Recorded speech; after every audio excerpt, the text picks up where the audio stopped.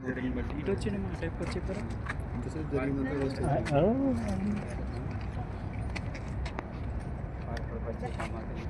చేరొచ్చిన అందరికీ కొరకు మా నాయకత్వం కొరగా వారి యొక్క ప్రాణపూర్వక ఆహ్వానాన్ని చక్కగా స్వీకరించి దాంతో కలిసిలో చేరొచ్చారు స్థుతిస్తూ చెప్పినటువంటి వాక్య సాక్షితాన్ని బట్టి మాట్లాడుతున్నాం పరిశుద్ధ గ్రంథంలో నుంచి జ్ఞాపకం చేసుకుందాం. 145వ కీర్తన 145వ కీర్తన 18వ వచనంలో నుంచి మాట్లాడుతాం. చేరొచ్చారు సంఘ పెద్దలను బట్టి అందరికీ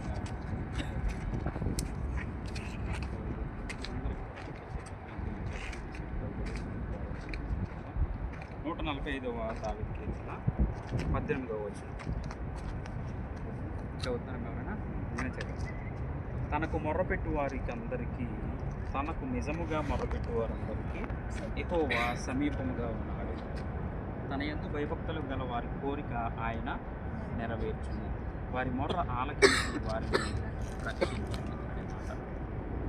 సో భక్తుడైనటువంటి లేక దేవునికి అత్యంత ఇష్టమైనటువంటి దావీదు తన జీవితంలో జరిగినటువంటి పరిస్థితులన్నీ కూడా చక్కగా నెరవేరుస్తుంటూ ఆయన కూడా ఒక మనిషిగానే ఆయన కూడా ఒక తను చేసినటువంటి రాజ్య పరిపాలనలో కానీ ఎదురైనటువంటి అనేక సమస్యలు తన మామే తన సొంత మామే తనను శత్రువుగా చూసిన పరిస్థితి తన చేసుకున్న భార్య తనను అనేక రకాల ఇబ్బందులు పెట్టినటువంటి సందర్భాలు తను ఆయా ఒక సందర్భంలో పాపంలో పడిపోయిన సమయంలో దేవుడు అత్యంత దారుణంగా శిక్షించినటువంటి సమయాలు చూస్తుంది. సో ప్రతి మనిషి జీవితంలో ఈ రక్త సంబంధాలు బంధుత్వాలు వారి నుంచే ఎదురవుతున్నటువంటి సమస్య. ఇక స్నేహితులు లేకపోతే ఇక దూరస్తులు పక్కన పెడితే కనుక ప్రప్రథమంగా ఎదురేటువంటి రక్త సంబంధికుల నుంచి ఎదురేటువంటి సమస్యలు అనేకంగా కనబడుతూ ఉంటుంది. అయితే ఇదే అధ్యాయంలో ఈ ప్రక్కన తెలియచేయబడుతుంది 14 వచనం 145 14 వచనంలో కనబడుతుంది. యెహోవా పడిపోవు వారిని అందరినీ ఉద్ధరించేవాడు, కృంగిపోయిన వారిని అందరినీ లేవనెత్తేవాడు. వాణి గారు వారి యొక్క ప్రార్థనలు కానీ చెప్పినప్పుడు నిజంగా వారి ఎంత కుటుంబం పట్ల ఉన్నటువంటి బాధ్యత, వారికి ఉన్నటువంటి ఆ ప్రత్యేకమైనటువంటి శ్రద్ధ, ఏమైనా జీవితంలో నిలవబడాలి, కుటుంబాన్ని నిలవబెట్టాలి, ఒక్కగానొక్క చేతితో ఈ విధంగా కష్టపడుతున్నాను, బిడ్డలను కూడా స్థిరపరచాలి అనేటువంటి ఒక మంచి సదుద్దేశంతో కుమారుల పట్ల వారు శ్రద్ధ కలిగి ఉన్నారు. కుమారుడు కూడా వచ్చి ఇక్కడ ఉండడము, ఆ పని విషయాల్లో కానీ ఆ కమా విషయాల్లో కానీ అనేక ఇబ్బందులు పడడం, మొన్న కుటుంబ ఆరాధన పెట్టుకున్న తర్వాత అనుకోకుండా ఆ రోజు కూడా ఆయన డ్యూటీకి వెళ్ళారు, మీటింగ్లో లేరు, అడిగాను ఆ రోజు నేను లేరు. అయితే ఆ రోజు వెళ్ళినటువంటి ఆ డ్యూటీయే నిజంగా దేవుడు స్థిరపరిచి అక్కడే అక్కమ్మ కూడా సూన్ వీసా వారిది అక్కడే జాయిన్ అయినటువంటి ఆ స్థలంలోనే వారికి అన్నీ అనుకూలంగా ఉన్నది. అనుకూలమైనటువంటి ఆ స్థలంలోనే వారికి ఆ అక్కమ్మ కూడా జరగడం జరిగింది.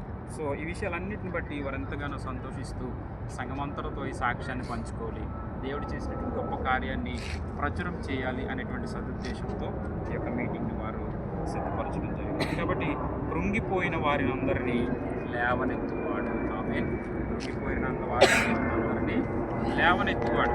నిజంగా మనసులో ఎంతో బాధ, వేదన, క్షోభగా ఉన్నటువంటి పరిస్థితుల్లో ఇక్కడ ఉన్నటువంటి వారిలోనే ఆయా కష్టకాలంలో నిజంగా ఉపవాస ప్రార్థన చేసినటువంటి వారు ఉన్నారు, లేక దేవుని దగ్గర మొరపెట్టినటువంటి వారు ఉన్నారు. ఆ విషయాల్లో విజయాన్ని సాధించుకున్నటువంటి వారు ఇక్కడ ఉన్నారు. నాకు పర్సనల్గా సాక్షాత్ తెలుసు కాబట్టి తెలియజేస్తున్నాను. సో నిజంగా ఆయనే మనలను నిలబెట్టేటువంటి దేవుడు.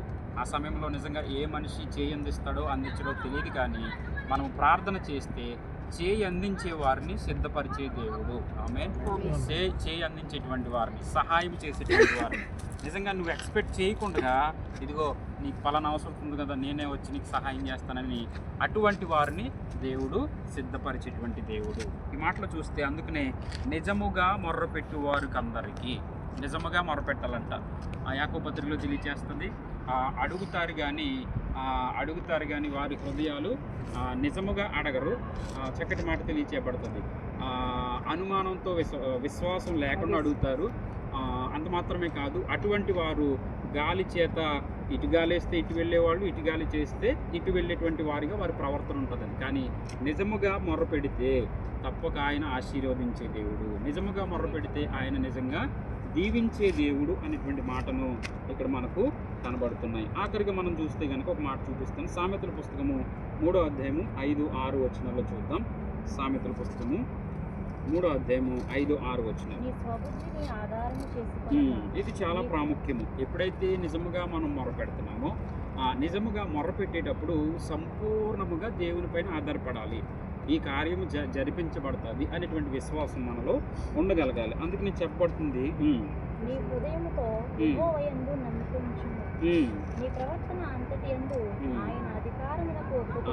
స్వబుద్ధిని ఆధారము చేసుకొనకూడదు. ఒక్కొక్క విషయంలో ఒక్కొక్కరికి మెలకు తెలియదు, ఒక్కొక్క విషయంలో అనుభవం ఉన్నది ఆ విషయంలో, కానీ చాలా మాట్లాడేస్తుంటాం, చాలా అనుమానాలు వ్యక్తపరుస్తూ ఉంటాం. కానీ దేవుని యొక్క చిత్తానికి మనము విడిచిపెట్టాలి. స్వబుద్ధిని ఆధారం చేసుకోకూడదు. ఆలోచిస్తాం, చాలా లోతుగా, చాలా దీర్ఘంగా ఆలోచిస్తాము.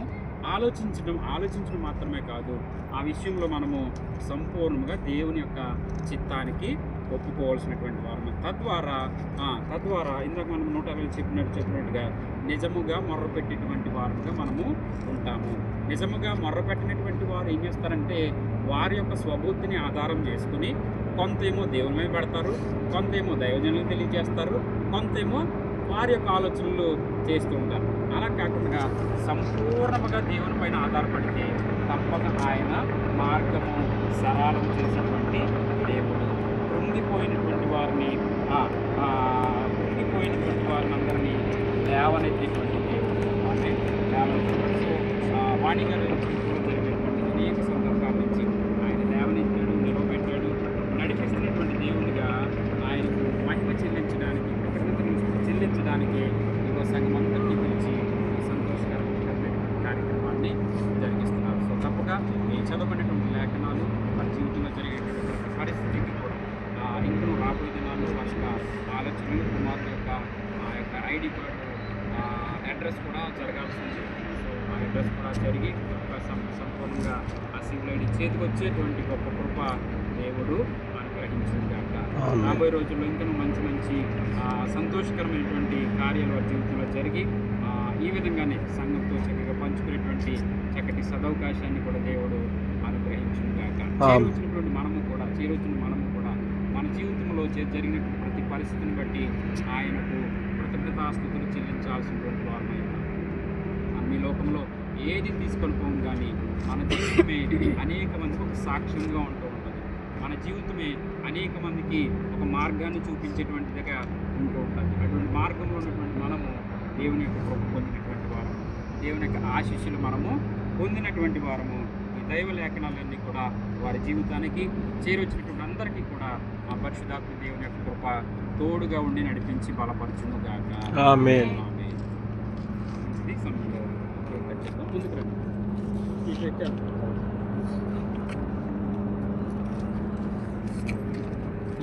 ఈ పక్కన పెట్టాను, ఇది పెట్టాను. అంటే స్త్రీలందరూ ఉండి కట్ చేస్తారు వాళ్ళ